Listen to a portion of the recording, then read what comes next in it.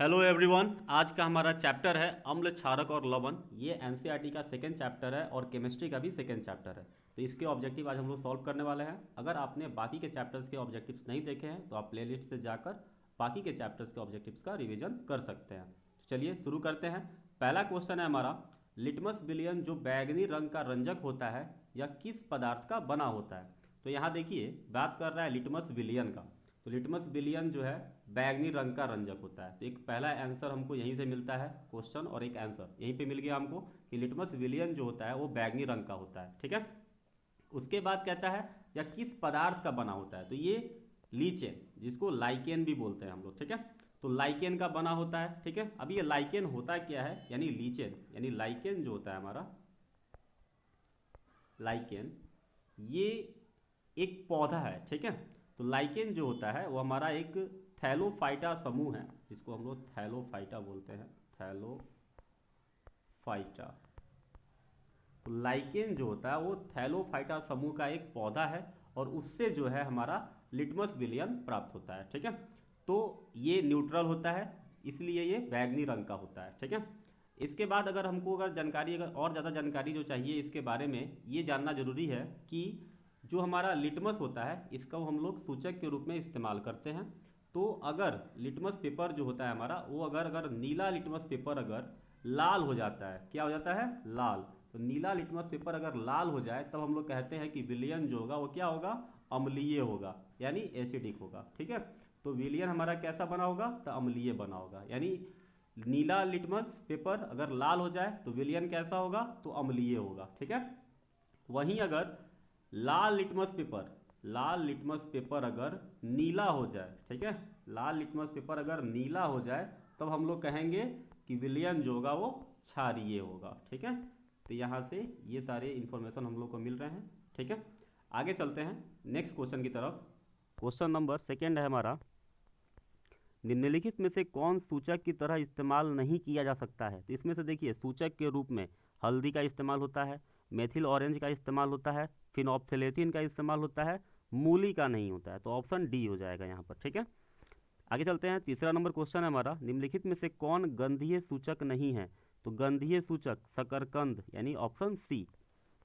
आगे चलते हैं चौथे नंबर क्वेश्चन की तरफ।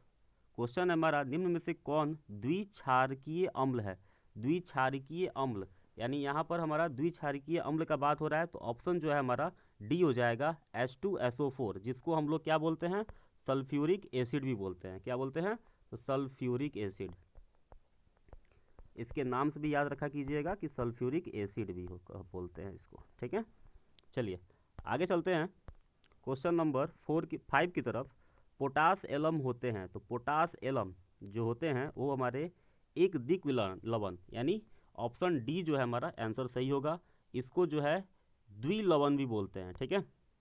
यानी एक द्विलवण, द्विलवण भी कहा जाता है। ठीक है।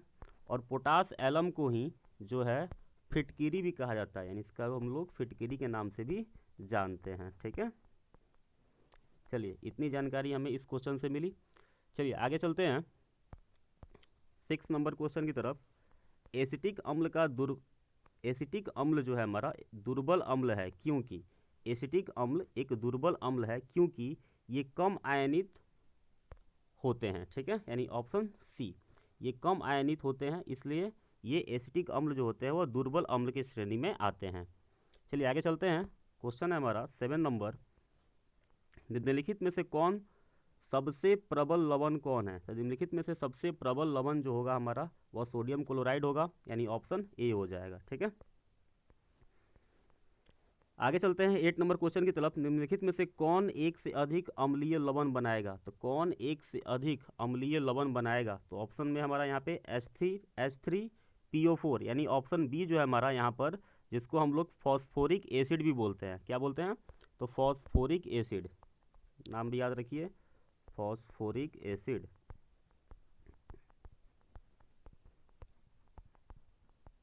ठीक है। तो फॉस्फोरिक एसिड जो है हमारा H3PO4 जो है एक से अधिक अम्लीय लवण बनाएगा, यानी ऑप्शन बी। ठीक है। आगे चलते हैं क्वेश्चन नंबर 9 की तरफ। क्वेश्चन है हमारा, 1 बिलियन किसी नीले लिटमस को लाल रंग में परिणत कर देता है तो संभवतः बिलियन का पीएच मान होगा। तो अभी आपको बताया मैंने फर्स्ट क्वेश्चन में ही कि नीले, यानी बात हो रही है नीले की, जो किस में बदल रहा है तो लाल में, तो नीला जो लाल में बदल रहा है तो बिलियन का पीएच का मान कितना होगा तो 7 से कम होगा। ठीक है, यानी जब लाल बन रहा है यानी कौन सा विलयन बन रहा है, यहाँ पे अम्लीय बन रहा है। ठीक है, तो जब अम्लीय विलयन बन रहा है तो उसका पीएच मान जो होता है वो 7 से जो है नीचे होता है, यानी नीचे होता है। ठीक है, तो यहाँ पे जो ऑप्शन में हमारा 6 जो दिख रहा है यही आंसर हो जाएगा। ठीक है, आगे चलते हैं 10 नंबर क्वेश्चन की तरफ। जल के अम्लीय एवं क्षारीय विलयन किसके कारण विद्युत के सुचालक होते हैं। तो जो जल के अम्लीय और क्षारीय विलयन हैं ये H+ और OH- यानी H+ और OH- दोनों के कारण जो है विद्युत के सुचालक होते हैं, यानी ऑप्शन जो है हमारा सी जो है सही हो जाएगा। ठीक है, यानी H+ एवं OH- दोनों के द्वारा जो है हमारे ये विद्युत के सुचालक होते हैं। ठीक है, तो 10 का सी। आगे चलते हैं 11 नंबर क्वेश्चन की तरफ। निम्नलिखित में से कौन से धातु ठंडे जल से अभिक्रिया करके धातु के हाइड्रोक्साइड बनाएंगे। तो निम्न में से कौन से धातु ठंडे जल से अभिक्रिया कर धातु के हाइड्रोक्साइड बनाएंगे। तो हमारा आंसर हो जाएगा इसमें से सोडियम और पोटेशियम। ये जो सोडियम और पोटेशियम है ये जल से बहुत जल्दी अभिक्रिया करते हैं, इसलिए ये धातु के हाइड्रोक्साइड बनाएंगे। ज़्यादातर जो हमारे धातु होते हैं वो जल से अभिक्रिया नहीं करते हैं, लेकिन जो सोडियम है पोटेशियम है ये जल से बहुत जल्दी अभिक्रिया करते हैं, इसलिए ये धातु के हाइड्रोक्साइड बनाएंगे। ठीक है, आगे चलते हैं 12 नंबर क्वेश्चन की तरफ। निम्न में से किस विलयन का उपयोग दीवारों की सफेदी करने के लिए किया जाता है। देखिए ये बहुत ही इंपॉर्टेंट क्वेश्चन है कि निम्न में से किस विलयन का उपयोग, बात यहाँ पे विलयन का हो रहा है पदार्थ का नहीं। ठीक है, तो जब विलयन का बात हो रहा है तो यहाँ पे हमारा कैल्शियम हाइड्रोक्साइड हो जाएगा, यानी CaOH2। ठीक है, कैल्शियम हाइड्रोक्साइड। ठीक है, इसको हम लोग बुझा हुआ चूना भी बोलते हैं। क्या बोलते हैं, बुझा हुआ चूना, बुझा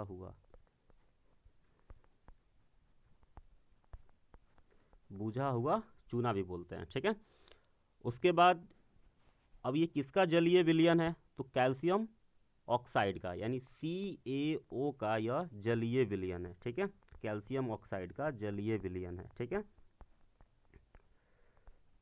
जलीय विलयन। ठीक है, तो CaO का ये कैल्शियम ऑक्साइड का ये जलीय विलयन होता है। कैल्शियम ऑक्साइड को जो है हम लोग बिना बुझा हुआ चूना भी बोलते हैं, यानी इसको जो है हम लोग बिना बुझा हुआ चूना, बिना बुझा हुआ। ठीक है, ये ध्यान रखना है, बुझा हुआ चूना। तो कैल्शियम ऑक्साइड को बिना बुझा हुआ चूना कहते हैं। CaOH2 यानी कैल्शियम हाइड्रोक्साइड को बुझा हुआ चूना भी कहते हैं। ठीक है, ये चीज़ नाम ध्यान रखना है, ये बहुत बार क्वेश्चंस में दिया जा चुका है। ठीक है, इसलिए ये बहुत ही इंपॉर्टेंट क्वेश्चन है, ध्यान रखिएगा। आगे चलते हैं 13 नंबर क्वेश्चन की तरफ। निम्नलिखित में से कौन सा बुझा हुआ चूना है। अब देखिए क्वेश्चन आ गया बुझा हुआ चूना, सिर्फ बात कर रहा है बुझा हुआ चूना का। तो यहाँ देखिए यहाँ पे जो आंसर दिया है ये गलत है। ठीक है, यानी ये आंसर जो है हमारा गलत है, क्योंकि बात यहाँ पे सिर्फ हो रही है बुझा हुआ चूना का। तो अभी मैंने बताया कि बुझा हुआ चूना कौन होता है तो CaOH2, यानी जो हमारा यहाँ पे ऑप्शन बी है कैल्शियम हाइड्रोक्साइड, ये हमारा बुझा हुआ चूना है। ठीक है, और ये CaO क्या हो जाएगा, बिना बुझा हुआ चूना। ठीक है, ये ध्यान रखना है। तो बुझा हुआ चूना का बात बोला है तो CaOH2 यानी ऑप्शन बी। ठीक है, चलिए आगे चलते हैं क्वेश्चन की तरफ। 14 नंबर क्वेश्चन है हमारा। लवण Na2CO3 का जलीय विलयन का पीएच है। तो लवण जो है हमारा Na2CO3, जिसको हम लोग जो है सोडियम कार्बोनेट बोलते हैं। ठीक है, क्या बोलते हैं, सोडियम कार्बोनेट। और ये एक क्षारीय विलयन है, तो क्षार का जो विलयन का जो पीएच मान होता है वो हमेशा 7 से ऊपर होता है। तो जाहिर सी बात है, यानी ऑप्शन जो हमारा बी है यहाँ पर 7 से अधिक, ये आंसर सही हो जाएगा। ठीक है, आगे चलते हैं। जो आंसर दिया है यहाँ पे ये गलत है। ठीक है, 7 से अधिक हो जाएगा। आगे चलते हैं 15 नंबर। एसिटिक अम्ल का आयुपिक नेम क्या होगा। तो एसिटिक अम्ल का जो हमारा आयुपिक नेम होगा वो हमारा एथेनोइक अम्ल हो जाएगा। ठीक है, यानी एथेनोइक अम्ल जो है एसिटिक अम्ल का आयुपिक नेम है। ठीक है, ये ध्यान रखना है। आगे चलते हैं 16 नंबर क्वेश्चन की तरफ। निम्नलिखित में से कौन सा आयन लाल लिटमस को नीला कर देता है। तो लाल लिटमस को नीला कर रहा है। ठीक है, तो ध्यान रखेंगे कि जो OH आयन होता है ये हमारा लाल लिटमस को नीला कर सकता है। ठीक है, आगे चलते हैं 17 नंबर। कोई विलयन नीले लिटमस पत्र को लाल कर देता है, इसका पीएच संभव है। तो लाल हो रहा है, जाहिर सी बात है एसिड बन रहा है, तो पीएच क्या हो जाएगा 5, यानी ऑप्शन ए। आगे चलते हैं 18 नंबर। ऑक्जेलिक अम्ल का प्राकृतिक स्रोत निम्नलिखित में से कौन है? तो ऑक्जेलिक अम्ल का प्राकृतिक स्रोत जो होगा वो हमारा टमाटर हो जाएगा, यानी ऑप्शन बी। आगे चलते हैं 19 नंबर। देखिए ये भी क्वेश्चन बहुत इंपॉर्टेंट है। प्लास्टर ऑफ पेरिस का रासायनिक सूत्र होगा। तो प्लास्टर ऑफ पेरिस जो है, जिसका रासायनिक सूत्र जो है वो हमारा हो जाएगा option B, CaSO4 half H2O। ठीक है, तो यहाँ पे देखिए ये जो हमारा कैल्शियम सल्फेट जो है, ठीक है, जिसको जो है हम लोग गर्म करते हैं, ठीक है, यानी जो हमारा कैल्शियम सल्फेट है इसको गर्म करते हैं, और इस कैल्शियम सल्फेट को जैसे देखिए जिप्सम बोलते हैं, यानी जिप्सम को जब हम गर्म करते हैं, जिप्सम को, ठीक है, तो जिप्सम को जब हम गर्म करते हैं तो हमें प्लास्टर ऑफ पेरिस प्राप्त होता है। तो जिप्सम का जो सूत्र होता है उसको वो होता है CaSO4 इंटू H2H2O, ठीक है, 2H2O। ये हमारा जो है जिप्सम का सूत्र हो गया, ठीक है। तो जिप्सम को जब हम गर्म करेंगे तो हमें प्राप्त होगा प्लास्टर ऑफ पेरिस, यानी CaSO4 हाफ H2O, ठीक है। चलिए आगे चलते हैं क्वेश्चन नंबर 20 की तरफ। लिटमस विलयन जब ना तो अम्लीय होता है ना ही क्षारीय होता है, तब यह किस रंग का होता है? तो पहले क्वेश्चन में ही मैंने बताया डिटेल में आपको कि जब लिटमस का जो विलयन होगा ना अम्लीय होगा ना क्षारीय होगा, तब वह बैगनी रंग का होगा, यानी ऑप्शन सी। ठीक है, याद करते चलिए, और नए हैं चैनल पे तो सब्सक्राइब जरूर कर दीजिएगा, ठीक है। चलिए आगे चलते हैं 21 नंबर क्वेश्चन की तरफ। किसी भी उदासीन विलयन का पीएच होता है, तो उदासीन विलयन जाहिर सी बात है 7, ऑप्शन बी, यानी उदासीन विलयन है तो 7 ही होगा पीएच। आगे चलते हैं 22 नंबर। निम्नलिखित में से कौन लवण है? कौन लवण है? तो यहाँ देखिए ऑप्शन हमारा सी जो है, ये पोटेशियम सल्फेट K2SO4, ये जो है लवण है, ठीक है, यानी ऑप्शन सी। आगे चलते हैं 23 नंबर क्वेश्चन की तरफ।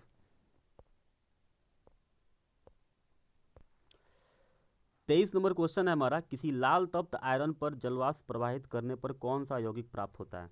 ठीक है, तो लाल तप्त आयरन है, जलवाष्प जब प्रवाहित करेंगे तो हमें जो है ऑप्शन बी, यानी जो फेरस ऑक्साइड, जिसको हम लोग आयरन ऑक्साइड भी कह सकते हैं, तो Fe2O3 जो है प्राप्त होगा, ठीक है। आगे चलते हैं 24 नंबर क्वेश्चन की तरफ। हमारे शरीर में पीएच कितने परास के बीच कार्य करता है? बहुत ही इंपॉर्टेंट क्वेश्चन है। हमारे शरीर में पीएच जो है, पीएच कितने परास के बीच कार्य करता है? तो ऑप्शन हो जाएगा बी, 7 से 7.8, ठीक है। तो ये ध्यान रखिएगा कि ऑप्शन बी 7 से 7.8 पीएच के परास के बीच कार्य करता है, ठीक है। आगे चलते हैं 25 नंबर। कह रहा है क्या, बेकिंग पाउडर का अणुसूत्र क्या है? बेकिंग पाउडर, ठीक है, तो बेकिंग पाउडर का जो अणुसूत्र होता है वो NaHCO3 होता है, ठीक है, जिसको हम लोग सोडियम बाइकार्बोनेट भी बोलते हैं, जिसको खाने का सोडा भी बोलते हैं, ठीक है, बेकिंग सोडा भी बोलते हैं, ठीक है। तो इतना बस बात ध्यान रखिएगा कि हम लोग इसको जो है खाने का सोडा, ठीक है, खाने का सोडा, ठीक है, बोलते हैं बेकिंग पाउडर को, ठीक है, यानी NaHCO3, इसको सोडियम बाइकार्बोनेट बोलते हैं, इसको बेकिंग सोडा भी बोलते हैं, ठीक है, इतना ध्यान रखिएगा। आगे चलते हैं 26 की तरफ। 26 नंबर क्वेश्चन है हमारा, निम्नलिखित में से कौन विजातीय यौगिक है? तो विजातीय यौगिक प्लास्टर ऑफ पेरिस, ठीक है, ऑप्शन डी। आगे है 27 नंबर क्वेश्चन। निम्नलिखित में सेहत का कौन सा मान क्षारक विलयन का मान देता है? तो निम्नलिखित में सेहत का कौन सा मान क्षारक विलयन का मान देता है? तो 13, ठीक है, तो क्षारक है, तो ये जाहिर सी क्वेश्चन थोड़ा सा इरर दिख रहा है मुझे, लेकिन नॉर्मल समझिए इसमें कि क्षारक विलयन का मान, तो जाहिर सी बात है क्षारक विलयन का जो मान होता है वो 13 होता है, ठीक है, दिए गए ऑप्शन में से, ठीक है, क्योंकि 2 है तो अम्लीय होगा, 6 है तो अम्लीय होगा, 7 है तो उदासीन होगा विलयन, और जब 7 से ज़्यादा है तो वह क्षारीय होगा, ठीक है। तो चलिए ऑप्शन डी जो है हमारा यहाँ पे आंसर हो जाएगा। आगे चलते हैं 28 की तरफ। 28 नंबर क्वेश्चन है हमारा, निम्नलिखित अम्लों में से कौन प्रबल अम्ल है? तो प्रबल अम्ल जो है होगा हमारा वो सल्फ्यूरिक अम्ल हो जाएगा, यानी सल्फ्यूरिक एसिड जो होता है वो प्रबल अम्ल होगा, यानी स्ट्रॉन्ग एसिड होता है, ठीक है। आगे चलते हैं 29 की तरफ। निम्नलिखित में कौन क्षारक नहीं है? तो कौन क्षारक नहीं है? तो NaCl, यानी सोडियम क्लोराइड, ये एक लवण है, क्षारक नहीं है, ठीक है। आगे चलते हैं 30 नंबर क्वेश्चन की तरफ। 30 नंबर क्वेश्चन है हमारा, निम्नलिखित क्षारकों में कौन प्रबल क्षारक है? तो प्रबल, स्ट्रॉन्ग बेस, ठीक है। तो ऑप्शन हमारा ए हो जाएगा NaOH यानी सोडियम हाइड्रोक्साइड, ठीक है। तो ऑप्शन बी यहाँ पे सही हो गया। चलिए 30 नंबर क्वेश्चन का ऑप्शन बी। आगे चलते हैं 31 नंबर क्वेश्चन की तरफ। कुछ ऐसे पदार्थ होते हैं जिनकी गंध अम्लीय या क्षारकीय माध्यम में बदल जाती है, इन्हें कहते हैं। तो कुछ ऐसे पदार्थ जिनकी गंध या तो अम्लीय या क्षारीय माध्यम में बदल जाती है, उनको हम लोग गंधीय सूचक कहते हैं, ठीक है। आगे चलते हैं 32 नंबर क्वेश्चन की तरफ। क्वेश्चन कह रहा है क्या? सभी धातु कार्बोनेट एवं हाइड्रोजन कार्बोनेट अम्ल के साथ अभिक्रिया करके बनाते हैं। तो जितने भी धातु होते हैं कार्बोनेट एवं हाइड्रोजन कार्बोनेट अम्ल के साथ अभिक्रिया करके क्या बनाते हैं? तो संगत लवण भी बनाते हैं, कार्बन डाइऑक्साइड भी बनाते हैं, जल भी बनाते हैं। इसलिए ऑप्शन जो है हमारा डी यानी सभी, इनमें से सभी, ये सही हो जाएगा, ठीक है। आगे चलते हैं 33 नंबर क्वेश्चन है हमारा, सभी अम्लों में पाया जाता है। तो सभी अम्लों में हमारा हाइड्रोजन पाया जाता है, ऑप्शन बी। आगे चलते हैं 34 नंबर क्वेश्चन की तरफ। हाइड्रोजन युक्त सभी यौगिक होते हैं। तो हाइड्रोजन युक्त सभी यौगिक, अभी देखा आपने कि अम्ल में क्या पाए जाते हैं? तो हाइड्रोजन। तो हाइड्रोजन युक्त जो यौगिक होंगे वो क्या होंगे? अम्लीय होंगे, ठीक है। तो ऑप्शन ए अम्लीय, 34 का ए। आगे चलते हैं 35 नंबर क्वेश्चन की तरफ। जल में घुलनशील क्षारक के बारे में क्या सत्य है? तो जल में घुलनशील क्षारक के बारे में क्या सत्य है? तो इन्हें क्षार कहते हैं, ठीक है। स्वाद कड़वा होता है, ये भी सही है, और प्रकृति संक्षारक भी होती है, ठीक है। तो इनमें से सभी जो है सही हो जाएंगे, यानी ऑप्शन डी हो जाएगा हमारा। आगे चलते हैं 36 नंबर। पीएच में पी सूचक है। तो पीएच में पी जो होता है हमारा, उसको पुषांश यानी पोटेंस भी कहते हैं, ठीक है। अगर हम बात करें पीएच का, तो पीएच का जो फुल फॉर्म होता है, ठीक है, पीएच, ठीक है। तो इसको हम लोग जो है पोटेंशियल ऑफ हाइड्रोजन भी बोलते हैं, ठीक है। ये भी ध्यान रखिएगा, ठीक है। फुल फॉर्म लिख देते हैं यहाँ पर आपको कि पोटेंशियल ऑफ हाइड्रोजन, ठीक है। थोड़ी एक्स्ट्रा जानकारी भी जरूरी है, ठीक है। तो पीएच का फुल फॉर्म जो होता है वो पोटेंशियल ऑफ हाइड्रोजन होता है, ठीक है। और पीएच में जो यहाँ पे पी जो सूचक है वो हमारा पुषांश यानी पोटेंस का सूचक है, ठीक है। आगे चलते हैं 37 नंबर। एसिटिक अम्ल का प्राकृतिक स्रोत निम्नलिखित में से कौन है? तो एसिटिक अम्ल का जो है प्राकृतिक स्रोत जो होगा वो सिरका होगा, ठीक है, यानी ऑप्शन बी। आगे चलते हैं 38 नंबर क्वेश्चन की तरफ। सिट्रिक अम्ल का प्राकृतिक स्रोत, सिट्रिक अम्ल जो होगा वो संतरा या नींबू से पाया जाता है, ठीक है। तो ऑप्शन हमारा सी हो जाएगा। आगे चलते हैं 39 की तरफ। टार्टेरिक अम्ल इनमें से किस में पाया जाता है? तो टार्टेरिक अम्ल जो होता है वो हमारा इमली में पाया जाता है, यानी ऑप्शन बी हो जाएगा, ठीक है। आगे चलते हैं 40 नंबर क्वेश्चन की तरफ। लैक्टिक अम्ल का प्राकृतिक स्रोत क्या होगा? तो लैक्टिक अम्ल जो होगा वो दही से पाया जाता है। तो यहाँ पे हमारा दही आंसर हो जाएगा दिए गए ऑप्शन में, ठीक है।